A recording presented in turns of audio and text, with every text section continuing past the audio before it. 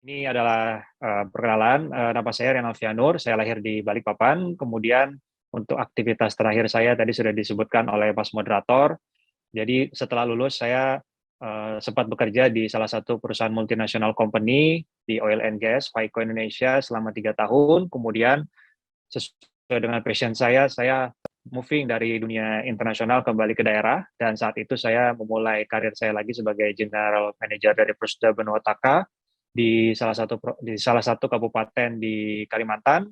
Kemudian selanjutnya saya berpindah ke Jawa Barat dan diamanahkan oleh Gubernur di saat ini sebagai Direktur Utama dari Migas Hulu Jabar ONWJ.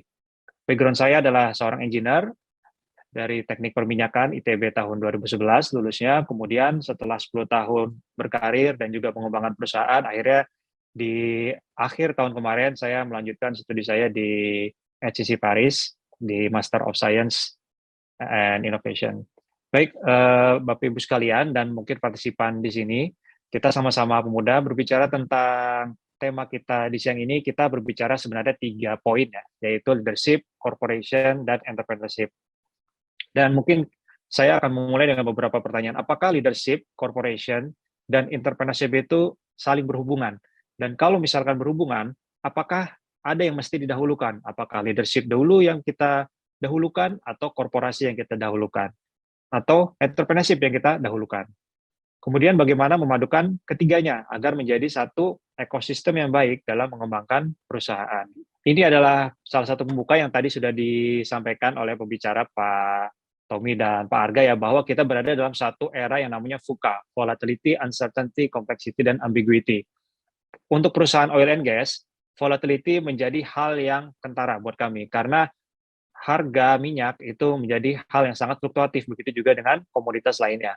Uncertainty, ini juga menjadi hal yang kami sorot. Kenapa? Karena saat ini, seperti yang tadi dikatakan oleh Pak Didi, bahwa salah satu concern dari pemerintah Indonesia dan juga dunia adalah green energy. Tentu kami sebagai perusahaan migas sangat mensoroti hal ini dan juga mempersiapkan hal-hal ke depan yang tidak pasti atau uncertain agar bisa korporasi kami terus maju dan juga tidak hanya berkutat kepada oil and gas tetapi juga renewable energy. Kemudian complexity, artinya satu problem dengan problem lainnya itu saling berkaitan. Ketika kita berbicara tentang korporasi, kita tidak hanya berbicara tentang hal yang teknikal, tapi kita berbicara juga tentang hal legal, hal komersial, hal finansial. Sehingga ketika mungkin teman-teman muda, termasuk saya, ketika kita punya ide bisnis, kita harus berpikir secara integral. Tidak hanya berpikir secara teknis ini bisa, tapi kita coba pikirkan apakah secara komersial itu workable. Kemudian secara finansial, apakah itu bankable atau mau pakai uang perusahaan. Kemudian juga secara legal, apakah ada regulasinya sudah ada. Itu semua yang menjadi hal kompleks yang harus menjadi perhatian kita semua. Ambiguity. Ambiguity ini lebih parah daripada uncertainty. Ambiguity ini menurut saya contoh nyatanya adalah terjadinya COVID-19 kemarin itu membuat industri migas di Indonesia menjadi sangat berubah. Kita tidak tahu COVID-19 itu kapan datangnya, kemudian kita juga tidak tahu dampaknya itu apa. Sehingga ini menjadi concern untuk di industri kami. Dan saya sedikit menyadur di dalam World Economic Forum, ada beberapa top skill yang harus dikuasai oleh teman-teman yang muda, termasuk saya juga, Mas Brian juga ya. Kemudian ada beberapa hal yang disebutkan di sini, yaitu critical thinking, analysis, problem solving, self-management, dan active learning. Tentu ini kalau dibahas satu persatu akan menjadi banyak. Namun jika kita sarikan, kita akan mendapatkan 1 dan 2 hal dari sini, yaitu inovasi dan kreativitas. Jadi di tahun yang akan datang, di tahun 2025 ataupun tahun 2030, maka skill ini yang perlu kita perhatikan. Memang kita punya background keilmuan kita masing-masing, menurut saya. Kita punya background, katakan saya sebagai seorang yang sifatnya teknikal. Mungkin ada teman-teman di sini yang lebih ahli di dalam human development, ada yang ahli dalam bidang finansial, ada yang ahli dalam bidang hukum. Tetapi di tahun 2025, di tahun-tahun berikutnya, tentu ini akan tidak cukup untuk bisa menjadi eh, menjadi persiapan kita untuk menjadi pemimpin di masa depan. Karena era VUCA ini memerlukan pemikiran yang integratif. Semua hal harus kita kuasai secara bersama-sama. Kemudian ini juga penting menurut kami, kita harus mengetahui di mana posisi korporasi kita saat ini. Dan saya mengambil salah satu model, yaitu life cycle of a business, di mana ada 5 fase dalam bisnis, yaitu fase startup, kemudian rapid growth, maturity, decline, dan rebirth. Kita harus mengetahui posisi perusahaan kita saat ini ada di mana. Dan berdasarkan pengalaman kami di perusahaan yang saya pegang saat ini, maka perusahaan kami saat ini itu berada dalam proses maturity. Jadi, bagaimana cara menghubungkan leadership, menghubungkan antara entrepreneurship terhadap korporasi? Kita harus tahu di mana posisi perusahaan kita. Ketika perusahaan kita berada di fase startup atau rapid growth, maka yang diperlukan adalah kepemimpinan yang bisa berpikir secara cepat. Ketika ada keputusan, dia bisa mengambil keputusan yang cepat. Tetapi ketika kita berada di dalam posisi perusahaan maturity, decline, itu kita harus punya pemimpin yang punya fokus terhadap pengembangan bisnis, harus punya fokus terhadap KPI setiap masing-masing lini di divisi perusahaannya. Apalagi kalau berada di fase antara rebirth atau death.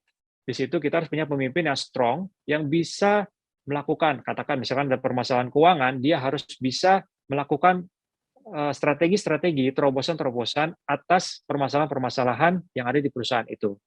Dan saya rasa semua perusahaan memiliki chart yang sama seperti ini, dan ini juga relevan terhadap chart yang ada di perusahaan kami, yaitu di oil and gas.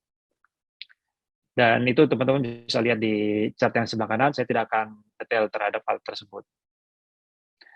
Dan terakhir, untuk konsep yang kami yakini, antara entrepreneur leadership, spirit of entrepreneurship, dan leader quality, ini ada beberapa hal sebenarnya yang teman-teman dan kami yakini banyak bisa dilakukan, tetapi ini saya ambil dari salah satu sumber, yaitu di Purple Crest, bahwa ada beberapa dimensi yang harus kita kuasai dan kita pahami untuk bisa mengembangkan entrepreneurial leadership. Yang pertama adalah knowing yourself. Tadi Mas Brian sangat bagus sekali menjelaskan bagaimana kita itu penting untuk mengenal diri kita. Kita punya kekurangan, kita punya kelebihan, dan kita tahu bahwa bagaimana bisa mengoptimalisasikan pengenalan diri kita ini terhadap pengembangan karir kita. Kemudian, nomor 2 dan seterusnya, ada focusing on the who before the what. Jadi ini di buku Jim Collins juga disebutkan, di buku Good to Great, bahwa kita pertama bicara dulu siapa, kemudian apa.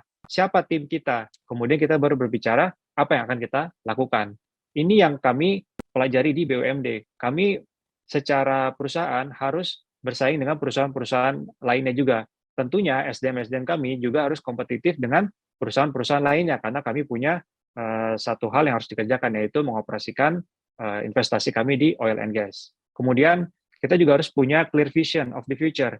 Nah, caranya kita bisa mengetahui future yang belum terjadi saat ini adalah, menurut kami, adalah kita harus memiliki mentor. Kita harus punya orang-orang yang sudah punya pengalaman jauh sebelum dari kita, untuk bisa kita ambil pelajarannya, baik dari sisi bisnis, baik dari sisi insight-insight, agar itu menjadi perbekalan kita untuk bisa melakukan pengembangan visi ke depannya. Kemudian komunikasi. Waktunya 2 menit lagi. Baik, mungkin itu. Nah, kemudian ini masuk ke dalam perusahaan kami. Jadi kami diamanahkan oleh Pak Ridwan Kamil, dan kami punya visi menjadi BUMD juara. Ada 3 hal yang kami lakukan, yaitu pertama, berkontribusi untuk pembangunan sosial ekonomi Jawa Barat. Jadi kami tidak hanya menghasilkan profit untuk perusahaan, tetapi kami juga berkontribusi dalam bentuk tanggung jawab sosial lingkungan. Kami mempunyai 4 CSR dalam bidang ekonomi, lingkungan, kepemudaan, dan kesehatan. Kemudian Kang Emil juga berpesan kepada kami harus jadi perusahaan yang kuat, besar, dan sehat. Ini salah ngetik ini. Jadi kita bukan hanya menjadi pemain lokal, tetapi kita juga harus bisa menjadi pemain nasional. Kita harus bisa bersaing dengan para perusahaan-perusahaan private yang dimiliki oleh swasta. Jadi kita harus menghilangkan stereotip bahwa BUMD itu adalah perusahaan daerah yang hanya menjadi pemain lokal saja, tapi harus juga menjadi pemain nasional. Kemudian tentu memberikan kontribusi kepada Jawa Barat dalam bentuk dividen. Nah, ini perusahaan kami bernama Migas Sulu Jabar ONWJ. Kami dimiliki oleh 6 BUMD, dan masing-masing di area Jawa Barat dan Jakarta. Dan kita punya 3 direksi, dan semuanya generasi muda. Ya, mungkin kalau di BUMN ada BUMN muda, kita punya BUMD muda kali ya ini namanya. Kami muda, dan kami punya 2 komisaris, dan seperti yang tadi disampaikan oleh Bapak-Bapak sebelumnya, kita bisa mengambil insight dari Bapak-Bapak komisaris kita karena beliau-beliau sudah punya pengalaman yang banyak di peran yang mereka geluti sebelumnya. Semua karyawan kami juga mayoritas adalah berumur di bawah 40 tahun, sehingga kami bisa katakan bahwa diversity di dalam perusahaan kami itu cukup banyak, dan juga komposisi pria dan wanitanya juga cukup berimbang.